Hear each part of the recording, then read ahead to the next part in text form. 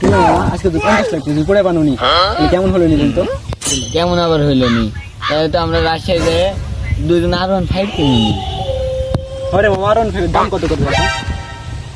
R15 এর দাম এখন তো 5.5 লাখ টাকা করে। দেখ মামা তুই জানিস না R15 দাম হচ্ছে 6 লাখ 10 হাজার। কি 6 লাখ 10 হাজার করে? দেখি আমি দেখাই গুণ মারো তো গুণ মার। মাইনাস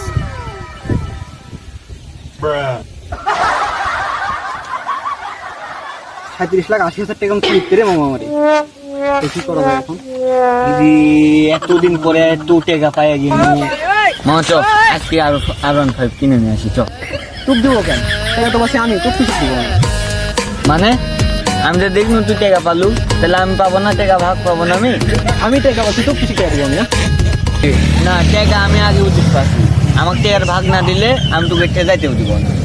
না আমি টাকা ভাগ দিব না তো টাকার ভাগ দিব না মানে দিব না তুই যা দিনি চলে যাবো দেখো তো দাদা টাকা তুই কিনতে যাচ্ছে দেখেন কি করতে হয় কি করবো দেখি কি করবো মানে এই তো কি-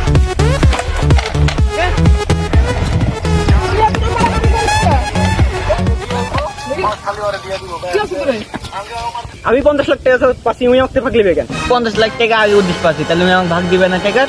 কিসের টাকা দেখি? তাই তো রে কিসের টাকা? এ সত্যি তো রে এখন তো আমরা 50 লাখ টাকাই পাইনি। পালাবা, টাকাই পাইনি আর টাকা মারামারি। সাহায্য